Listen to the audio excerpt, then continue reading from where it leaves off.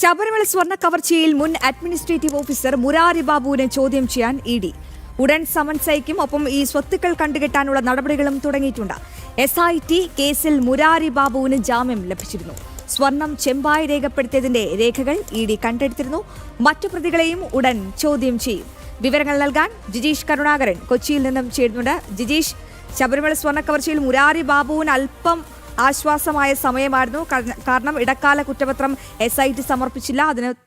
അതിന് മുന്നോടിയായി അതിന് പിന്നാലെ മുരാരി ബാബു പുറത്തിറങ്ങുന്നു. എന്തായാലും ED അതിന് തടയിടാൻ ഒരുങ്ങുകയാണ്. മുരാരി ബാബുവിൽ നിന്ന് നിർണായക വിവരങ്ങൾ തേടേണ്ടതുണ്ട്. എപ്പോഴാകും ഈ നിർണായക ചോദ്യം ചെയ്യും?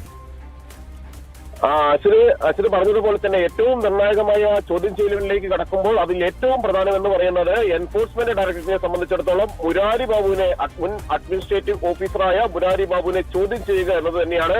ഇവിടെ അന്വേഷണ സംഘത്തെ സംബന്ധിച്ചിടത്തോളം അതിന് ഏറ്റവും പ്രധാനപ്പെട്ട അനുകൂല സാഹചര്യം എന്ന് പറയുന്നത് നിലവിൽ മുരാരി ബാബു ജാമ്യത്തിലാണുള്ളത്. 90 ദിവസമായിട്ടും SITക്ക് ഇടക്കാല കുറ്റപത്രം സമർപ്പിക്കാൻ കഴിഞ്ഞില്ല. ഇതിനെ തുടർന്ന് സ്വാഭാവിക ജാമ്യം നേടി മുരാരി ബാബു പുറത്തിറങ്ങിയ സാഹചര്യത്തിൽ ഏറ്റവും ആദ്യം ചോദ്യം ചെയ്യുക മുരാരി ബാബുവിനെയാണ് എന്നാണ് വ്യക്തമാകുന്നത്. ഇതനുസരിച്ച് അടുത്ത ദിവസം തന്നെ മുരാരി ബാബുവിന് സമൻസ് നൽകും.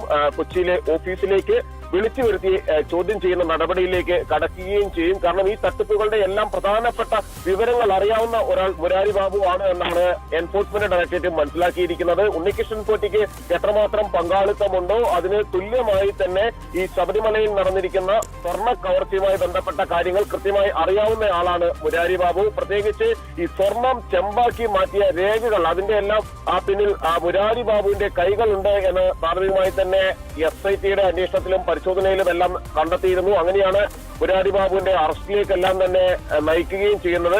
ഈ ഒരു ഘട്ടത്തിൽ ED പ്രാഥമികമായി ചോദ്യം ചെയ്യേണ്ട ആളുകളുടെ ഒരു പട്ടിക തന്നെ തയ്യാറാക്കിയിരുന്നു. അതിൽ മുരാരി ബാബു ഉണ്ടായിരുന്നു, ഉണ്ണികൃഷ്ണൻ പോറ്റി ഉണ്ടായിരുന്നു, A പത്മകുമാറും N വാസുവും ഉണ്ടായിരുന്നു.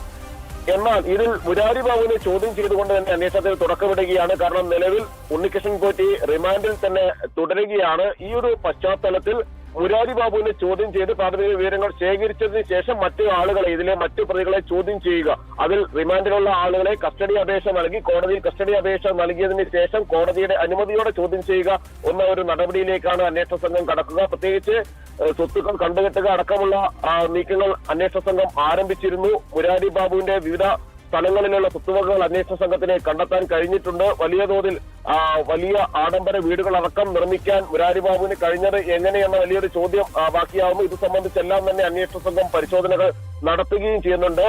നിലവിൽ എൻഫോഴ്സ്മെന്റ് ഡയറക്ടറേറ്റ് ഉണ്ണികൃഷ്ണൻ പോറ്റിയുടെ സ്വത്തുവകകൾ മാത്രമാണ് മരവിപ്പിച്ചിരിക്കുന്നത്. ഇതും കണ്ടുകെട്ടും. ഒപ്പം തന്നെ മറ്റു പ്രതികളുടെ സ്വത്തുവകകൾ കണ്ടുകെട്ടുന്ന നടപടിയിലേക്ക് കടക്കുന്നതിന് മുമ്പായിട്ട് കൂടിയാണ് മുരാരി ബാബുവിനെ ചോദ്യം ചെയ്യുന്നത്. അശ്വതി, ജിജീഷ്, വിവരങ്ങൾ വ്യക്തമാണ്. എന്തായാലും SITയുടെ ഗുരുതര വീഴ്ചയെ തുടർന്നാണ് സ്വർണ്ണ കവർച്ച കേസിലെ ഒരു മുഖ്യപ്രതി മുരാരി ബാബു പുറത്തിറങ്ങിയിരിക്കുന്നത്. എന്തായാലും അതിന് ഈ മുരാരി ബാബുവിന്റെ ആശ്വാസത്തിന് ഇനി അല്പം മാത്രമേ ആയുസുള്ളൂ. കാരണം ED എത്തുകയാണ്. കൂടുതൽ വിവരങ്ങൾ ചോദിച്ചറിയണം.